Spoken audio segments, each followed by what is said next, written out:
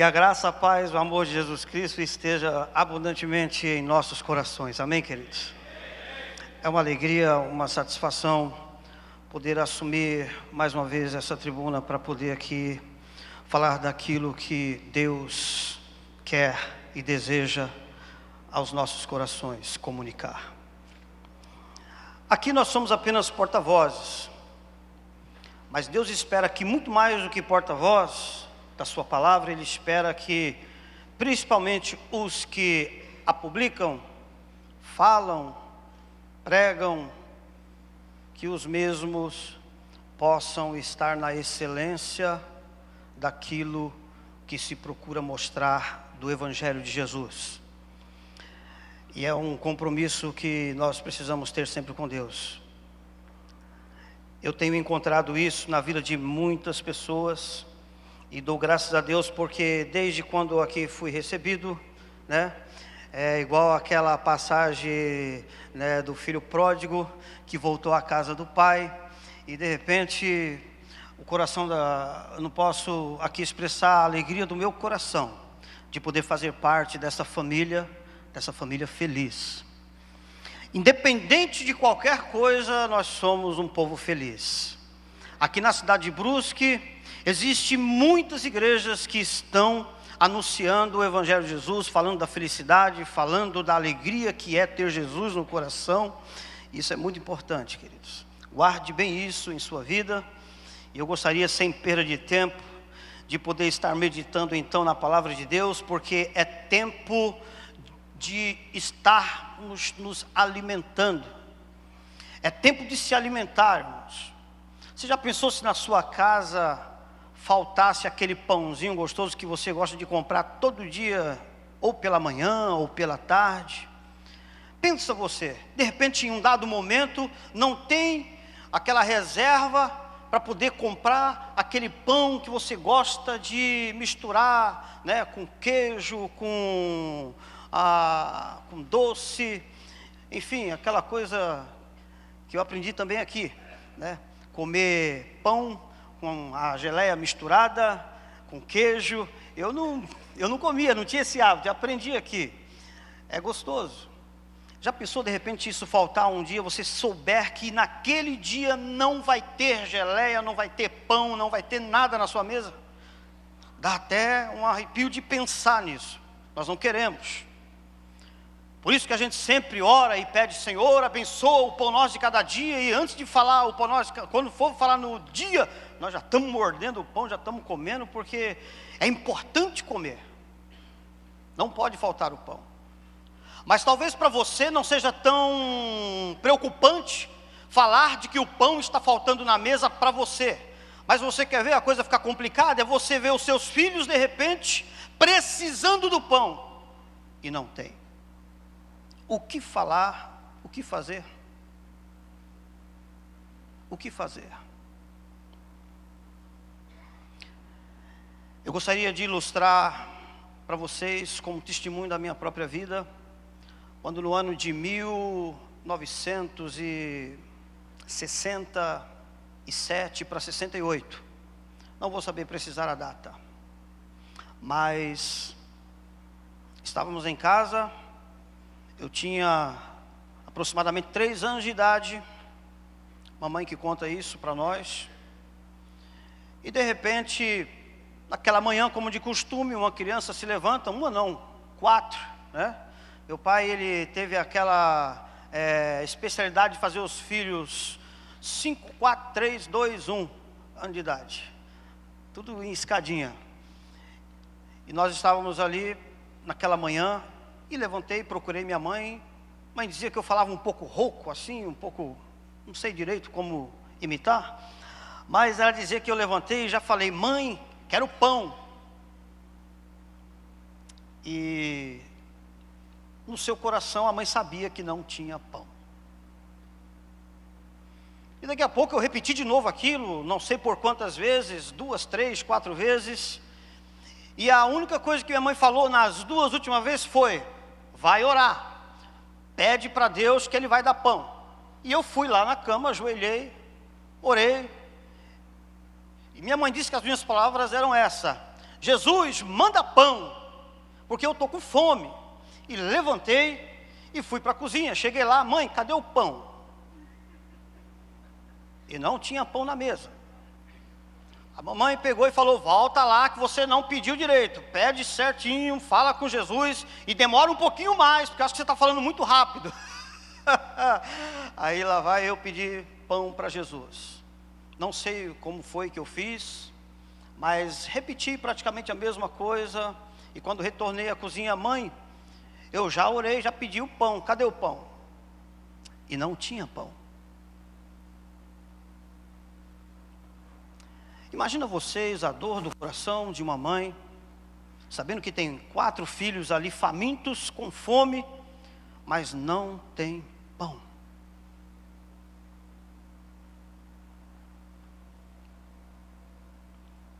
Certa feita, isso aconteceu também com uma família.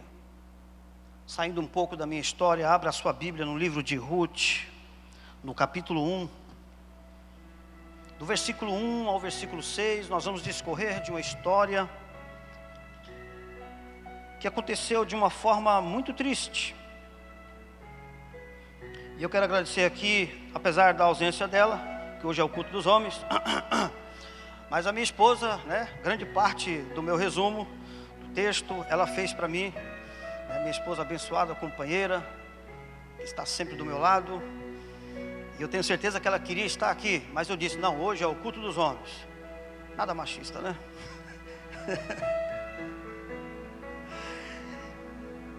Mas vamos ler. Que Deus abençoe a vida da minha esposa. Nos dias em que julgavam os juízes, houve fome na terra.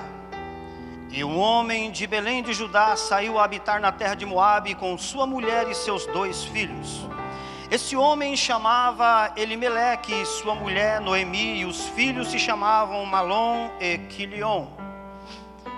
Efrateus de Belém de Judá vieram à terra de Moabe e ficaram ali. Eles saíram da cidade chamada Belém. Belém significa casa do pão. E aquele homem percebeu que não tinha pão naquela casa e ele foi embora. Recentemente, acredito que alguém já deva ter ouvido uma mensagem que foi pregada aqui na igreja a respeito dessa história. Mas, no versículo 3, então, diz que aquele homem que chamou a família para ir embora daquela cidade porque não tinha mais pão, este homem, ele então morre. E diz o versículo 3, morreu Elimeleque, marido de Noemi, e ficou ela com seus 2 filhos. 2 filhos esses que casaram-se com mulheres moabitas. Era o nome de uma Orfa e o nome da outra Ruth. E ficaram ali quase 10 anos. E por uma fatalidade do destino, aqueles 2 filhos também morreram. Então, ambos, Malom e Quilion, que era o nome deles, após terem morrido, ficou assim as mulheres desamparadas. E ficou aquela mãe também, Noemi, desamparada de seus 2 filhos e de seu marido.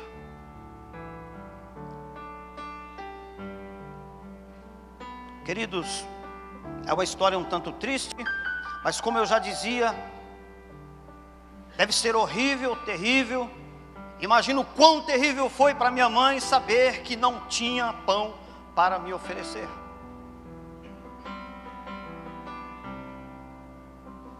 Eu imagino que na carreira da nossa vida há muitas coisas que nós não conseguimos entender.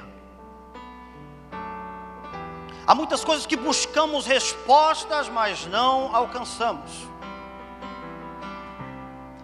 Posso entender que às vezes não encontramos respostas para determinadas situações de nossas vidas por uma questão de falta de uma compreensão, falta de informação, ou falta de uma capacidade de saber associar fatos e distingui-los, fazendo com que haja um discernimento, uma inteligência que vai lhe levar a uma capacidade de entender o porquê de determinadas situações. que eu tento dizer a vocês é que nem tudo que acontece conosco nós temos necessariamente uma resposta. E principalmente ficamos ainda boquiabertos quando temos que nos deparar com a morte dentro da nossa casa, dentro do nosso lar. Como é triste.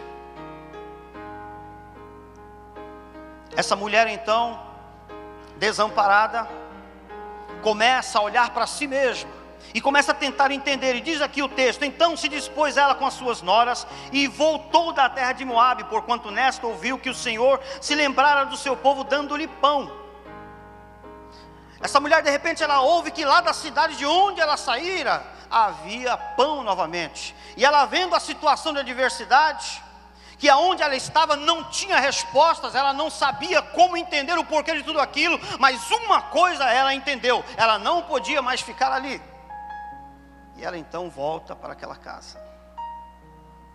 Eu gostaria de fazer uma observação, em primeiro lugar, aos nomes que foram citados aqui, desse homem, desse pai Elimeleque, de sua esposa Noemi e dos seus filhos. O nome desse homem Elimeleque, de sua mulher Noemi, e de seus 2 filhos Malom e Quilion, que eram efrateus de Belém. Após eles terem morrido, a gente começa a compreender aqui algumas buscas para poder encontrar significado desses fatos. Porque quando morreram ambos, nós vamos perceber que Malom, um dos filhos, significa adoentado, e Quilion significa franzino e raquítico. Isso nós podemos associar com ausência de alimento. O que eu quero dizer, queridos, é que quando não há pão, o nosso corpo padece, o nosso corpo sofre. Quando falta na mesa o necessário, o essencial para estarmos sustentados fisicamente, misericórdia. Minha filha estava fazendo um trabalho da escola semana passada e foi abordado o assunto da questão da África, por que tem tantas pessoas que passam necessidades ali. E ela fez uma observação no seu trabalho dizendo que o problema é que não havia pessoas para ajudar. Por isso que estavam morrendo muitos africanos, por isso que muitos eram desnutridos, morriam por causa de desnutrição. Em outras palavras, morriam por falta e morrem por falta de alimento. O quanto nós vamos entender da necessidade do alimento para a nossa vida física, para a nossa saúde física, isso nós devemos deixar para os médicos, para aqueles que estudam aprofundadamente, principalmente os nutricionistas, que sabem como balancear a nossa forma de nos alimentarmos. Eles entendem bem disso, o que significa faltar alimento para o seu corpo. Mas nessa noite nós estamos aqui para falar um pouquinho além simplesmente de uma ausência de alimento para a sustentação física, e sim falar da falta do alimento espiritual. Ainda que naquela cidade de Belém, de repente aquele homem Elimeleque precisou sair por falta de pão. Na verdade nós vamos começar a entender que se ele tivesse ficado, possivelmente, provavelmente, as coisas teriam sido diferentes. Não é porque está tudo difícil, a lição que eu tomo em primeiro lugar aqui, é que não é porque está tudo difícil, cheio de problema, que você simplesmente então vai se ausentar, vai ter que sair, vai ter que correr. Às vezes você tem que correr sim, para buscar uma solução para o problema que você está enfrentando. Mas correr para fugir do problema, isso é algo que não deveria ser compatível do comportamento do ser humano. Porque espiritualmente nós temos um Deus que nós servimos e cremos em um Deus que Ele pode todas as coisas a favor daqueles que Ele ama. E tem uma frase então que eu achei interessante, que a minha esposa deixou para nós aqui, que diz aqui: eu sou o que a Bíblia diz o que sou, eu tenho o que a Bíblia diz o que tenho, e eu posso tudo aquilo que a Bíblia diz que eu posso. Amém? Você quer repetir comigo? Diga assim: eu sou o que a Bíblia diz que sou. Eu tenho o que a Bíblia diz que eu tenho. E eu posso tudo aquilo que a Bíblia diz que eu posso.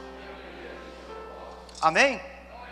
Diga para quem está ao seu lado: você pode todas as coisas naquele que te fortalece. Como é bom saber disso, né?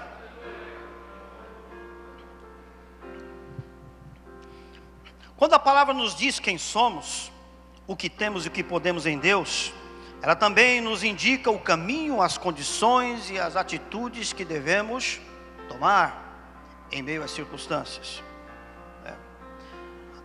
As atitudes que devemos ter para que sejamos verdadeiramente homens de Deus, para poder alcançar aquilo que Ele tem para nós, e dessa maneira então podermos realizar a vontade do nosso Pai. Porque eu quero dizer uma coisa para vocês, querido. A minha casa, a sua casa, é um lugar de louvor e adoração a Deus. Todos sabemos disso. Você já tem aprendido aqui que você é o sacerdote do seu lar. Você tem uma responsabilidade espiritual com a sua casa. Todos nós temos. O porquê que não se consegue assumir essa responsabilidade não é o mérito da discussão ou da colocação nessa noite. Não quero aqui explanar por que você não consegue. Eu gostaria de dizer que o dia que você conseguir, você vai procurar o pastor da igreja por muitas vezes dizer para ele: pastor, eu descobri uma grande receita para a alegria e a felicidade do meu lar. E o pastor vai perguntar: e qual é essa receita? Eu aprendi a meditar na palavra de Deus e a colocar em prática dentro da minha casa. Porque quando se fala da ausência de pão, pão é a palavra.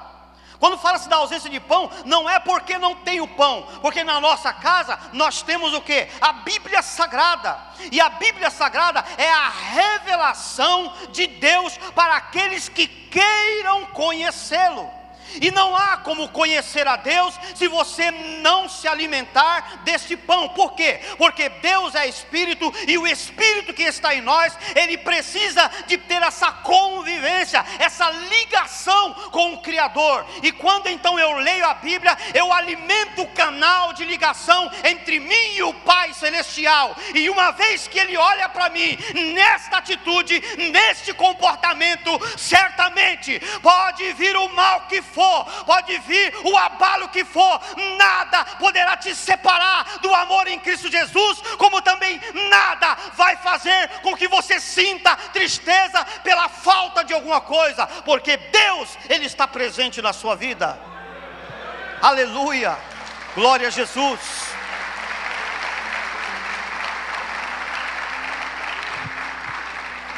Diga comigo: a palavra de Deus é verdade. Agora, com muito respeito, com muita simplicidade, mas diga para quem está ao seu lado: a palavra de Deus é a verdade. Eu descubro aqui uma característica de pão relacionado com a palavra. Uma característica que a gente vai chamar também de caráter da palavra, que ela é a verdade.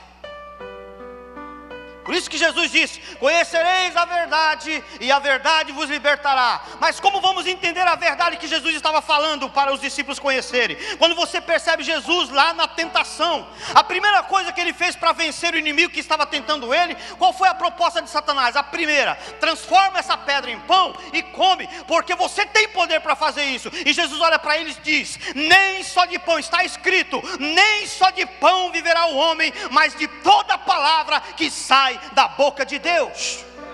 Ou seja, quando você lê a Bíblia, quando você ministra um versículo que seja dentro da sua casa para sua esposa e para os seus filhos, ali está havendo uma comunicação divina dentro da sua casa, está havendo uma manifestação da verdade que liberta dentro da sua casa. E esta verdade, ela vai transformando o caráter, ela vai transformando os maus hábitos em bons hábitos. E à medida que você se esforça, o Espírito Santo, ele vai enchendo o seu coração com algo que só Deus pode te revelar. E quando Ele te revelar, você nunca mais sairá da presença dEle. A sua casa nunca mais sentirá falta de pão. Diga para quem está do seu lado: lá no céu tem pão para a sua vida. Aleluia. Glória a Deus. Quando nós vemos que Elimeleque sai da casa, sai de Belém, ele saiu da casa do pão.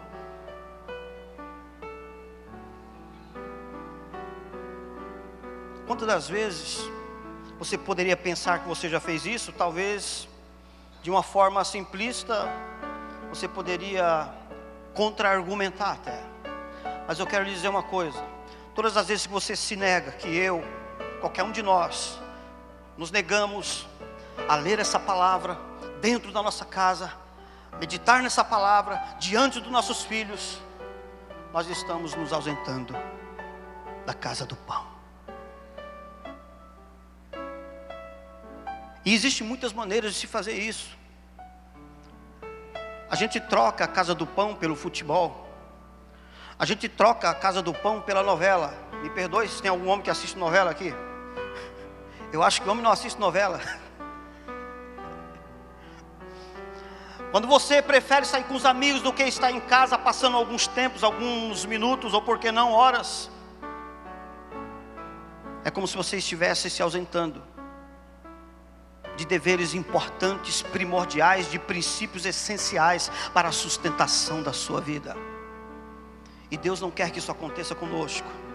Sabe por quê? Em primeiro lugar, por uma palavra muito simples e gostosa de ouvir: porque Ele nos ama. Ele sabe de toda fraqueza, Ele sabe de toda dificuldade que se tem, Ele sabe da dificuldade que é para se orar, para se levantar de madrugada, que não dá nem para pensar nisso, porque tem que trabalhar no outro dia, tem que levantar na hora, na terceira, na quarta, e não tem jeito, e você encontra, e não adianta você nem pensar em falar e justificar para alguém, para quem quer que seja, não precisa. Entenda, todo o seu viver diário, Deus está olhando. O Espírito Santo, Ele assiste a tudo. E não adianta nós queremos tentar encontrar desculpas. A única questão aqui é que a palavra de Deus, que é a verdade, ela desmascara os maus hábitos, os maus costumes. E aí é onde a gente precisa reconhecer que sem a palavra de Deus, sem o pão da vida, sem Jesus, nós não vamos conseguir alcançar a vontade do Pai.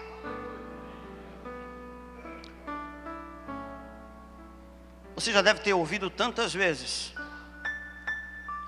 como é bom buscar o Pai quando a gente está precisando de alguma coisa. Mas eu quero dizer uma coisa para vocês, queridos. Nós temos aqui um trabalho, retiro dos homens, retiro HP. Existe com todos os outros grupos, outras faixas etárias, mas vamos falar dos homens com propósito. E nesse retiro eu tenho certeza, o retiro ele tem um tema, chama-se Peniel. E ali eu tenho certeza, eu já fui. Quantos que já foram no retiro aqui? Nós temos várias pessoas. Deixa estendido o convite para você que ainda não foi. Para você participar desse retiro, não é você simplesmente ir num lugar para poder virar crente. Não é isso. Não é você ir num lugar para alguém fazer lavagem cerebral na sua cabeça. Também não é isso. É você ir num lugar porque o seu espírito tem fome. Você precisa do pão vivo. Você precisa da verdade. Todos nós precisamos dia após dia. E quando nós vamos nesse retiro, ali tem pão. Ali o pão vem, né?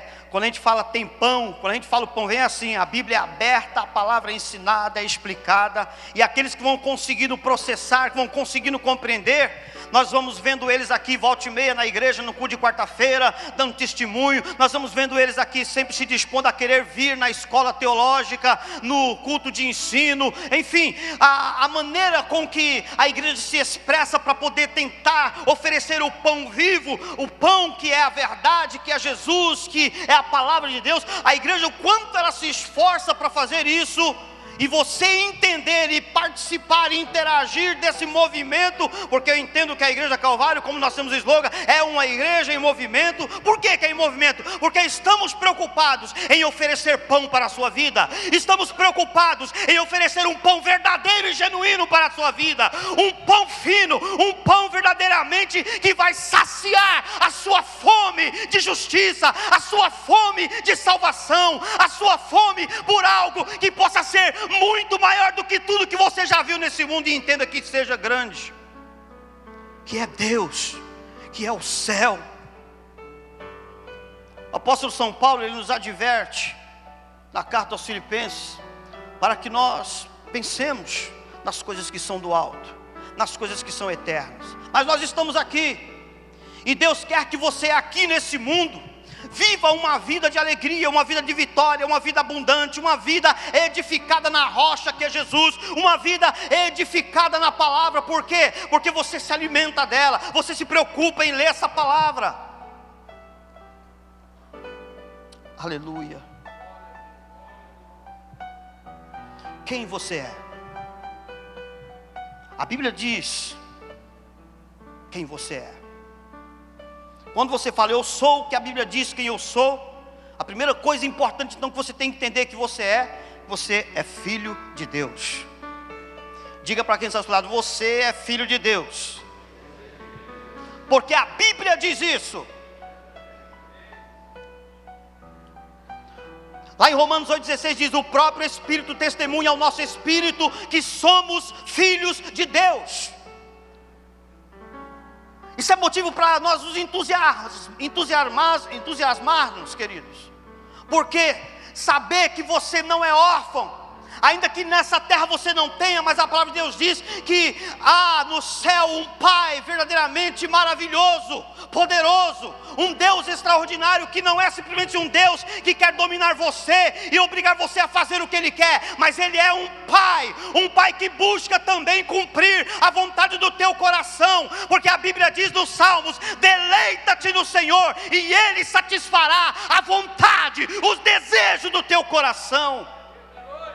Não estamos pregando aqui simplesmente uma ideia de uma resposta positiva à sua necessidade, mas a certeza de que Deus tem poder para realizar maravilhas nas nossas vidas. Ele é tão poderoso que Ele faz você cada dia mais e mais amar essa esposa que você tem lá. Ele é tão maravilhoso que a cada dia você procura honrar essa mulher, respeitar esses filhos, procurar viver dentro de uma vida íntegra de santidade. Por quê? Porque Deus te ama e Ele tem um compromisso com você. Aleluia. Então, o que a Bíblia diz que nós somos? Filhos. Aleluia. Lá em Romanos 8,17 também diz: se somos filhos, então somos herdeiros de Deus e co-herdeiros com Cristo, e se de fato participamos dos seus sofrimentos, para que também então participemos da sua glória. Tem algo de extraordinário reservado para aqueles que se comprometem em amar essa palavra, em viver se saciando desta palavra, desse pão que é o pão vivo que está presente ainda nesse mundo. E enquanto houver uma igreja de porta aberta que prega o evangelho, ela estará fazendo o quê? Anunciando o pão, a verdade que liberta, a verdade que transforma o mais vil dos pecadores. Aleluia. Essa é a primeira característica que a Bíblia diz que você é. A Bíblia diz também que você é um vencedor. Lá em Romanos 8,37 diz: mas em todas essas coisas somos mais do que vencedores por intermédio daquele que nos... Aleluia. Por intermédio daquele que nos amou.